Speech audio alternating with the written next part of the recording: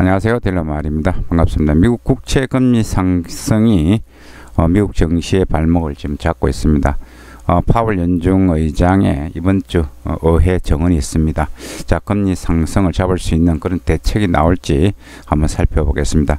이번 주 외환시장 및 원달러 전망해 보고요. 자, 여행주에 관심을 가지라는 그런 어떤 기사들이 나오고 있습니다. 한번 살펴보겠습니다. 자, 뉴욕 시장에서 달러 지수는 빠졌습니다. 안전 통화들에 대한 관심이 많았습니다. 나스닥은 강보합, 다우도 뭐 그냥 보합 수준, S&P가 빠졌습니다. 뉴욕 증시가 미국 금리 상승 부담 지속에 지금 혼재를 보이고 있는데요.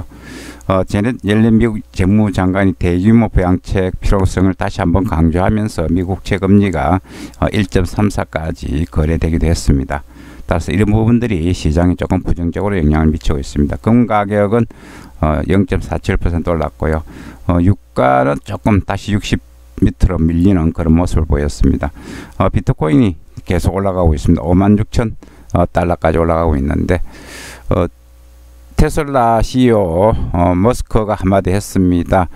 조금 비트코인 너무 비싼 것 같다, 이런 식으로 이야기를 했습니다. 따라서 비트코인 어떤 영향을 미칠지 한번 두고 보겠습니다.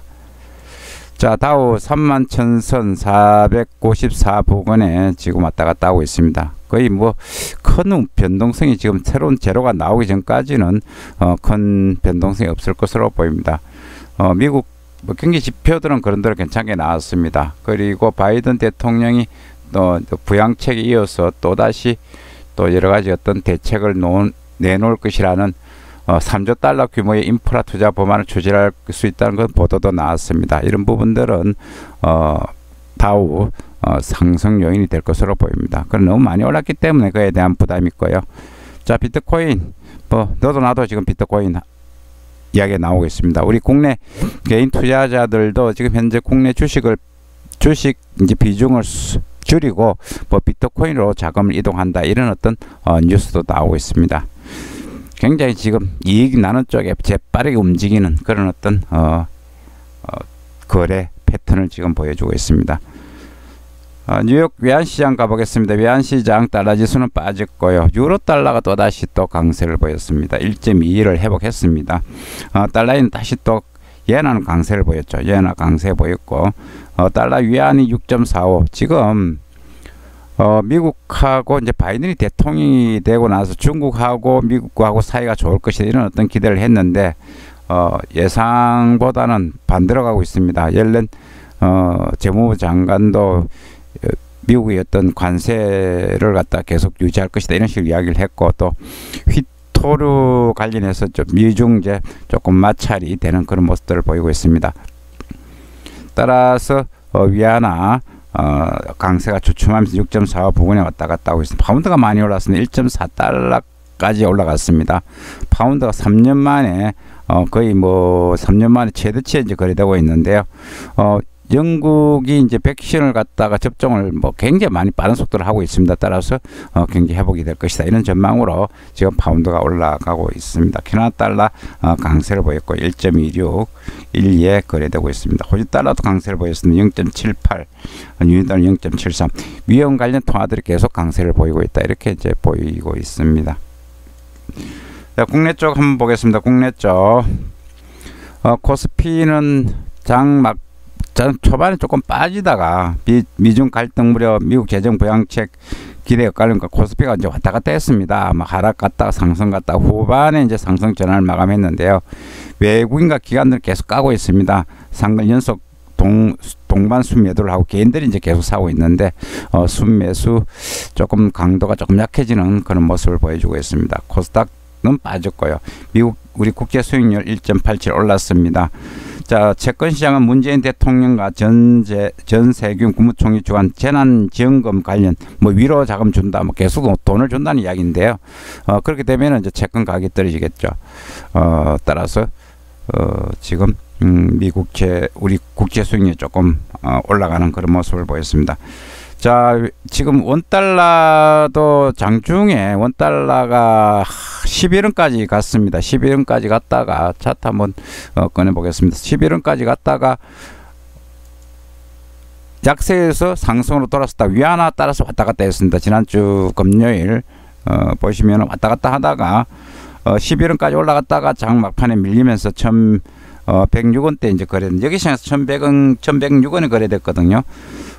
따라서 원달러 1,106원에서 계속 오늘도 왔다 갔다 할 것으로 보입니다. 지금 밑에 여계 쪽에서는 계속 조금 파는 그런 모습, 또 결제 수요가 유입되면서 조금 균형이 조금 팽팽하게 맞서는 위안화에 따라서 또 왔다 갔다 하는 그런 모습들을 지금 보여주고 있습니다. 따라서 원달러는 당분간 제가 볼 때는 뭐 1,100원대의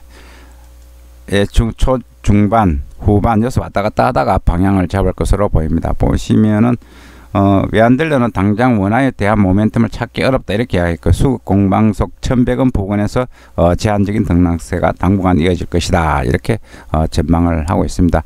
자, 주식 부동산 고공행진 거품 꺼지는 충격 온다. 한국경제신문에서 이런 기사가 나왔고요. 코로나와 입을 준비를 해라. 반도체, 여행, 게임 이런 ETF를 만나라. 요 관련 주들을 살펴보라. 이런 어떤 기사가 있었습니다. 자, 이번 주 여러 가지 이슈들이 있는데요. 일단 뭐니 이슈 중에 가장 큰 이슈는 미국이 이제 부양책이 아마 결정될 가능성이 높고요. 파월 연방준비제도 의장의 의회 정원이 있습니다. 하원에서 정원 24일 날 있고, 그 다음에 상원에서 23일 날 있습니다. 지금 문제는 미국 국채 금리가 지금 물가 인플레이션 우려, 금리 상승이 이제 금융시장의 하두로 자리 잡고 있거든요. 따라서 지금 양적 완화에 대한 이야기를 계속할지, 비둘기파적인 이야기를 할지, 그의 시장은 주목하고 있습니다. 그 다음에 이제 코로나 확산세가 이제 다소 진정되면서 경기 회복에 대한 어떤 그런 기대가 높아지고 있습니다. 따라서 경제 지표들 살펴볼 필요가 있다 이렇게 보입니다. 보시면은 시카고 연은 국가활동지수, 이건 뭐 그래 중요하지 않고요. 신규 주택 판매 24일 날 있습니다. 24일 신규 주택 판매, 그 다음에 주간 실업 보험 청구 건수, 지난주는 좀 부진하게 나왔습니다. 따라서 시장에 달러 약세 요인이 되게 됐는데요. 4분기 GDP 수정치 1월 내구재 수주 25일 날 조금 중요한 어떤 지표들이 나오는 것으로 지금 예정되어 있습니다. 그 다음에 각 연은 총재들 연설이 있기 때문에 양적 완화에 대한 이야기가 나오면은 시장이 출렁거릴 수 있습니다. 지금은 뭐 계속 연준의 고위 관리들이 양적 완화를 지속할 것이다, 뭐 급격한 긴축 정책은 없다 이렇게 이야기를 하면서 시장을 지금 달래고는 있습니다. 그런데 또 예상의 결과가 나올 경우 시장은 조금 요동을 칠 수가 있습니다. 자, 이제 비트코인 상승이 계속 이제 시장에 이야기가 되고 있습니다. 이제 조 바이든의 어떤 부양책 처리, 뭐 이런 문제들, 그런 이제 경제 지표들, 따라서 이번 주 우리 외환 시장, 금융 시장이 출렁거릴 것으로 보입니다. 이상 국제금융시장, 서울 외환시장에 대해서 살펴봤습니다. 즐거운 투자 되시기 바라겠습니다. 감사합니다.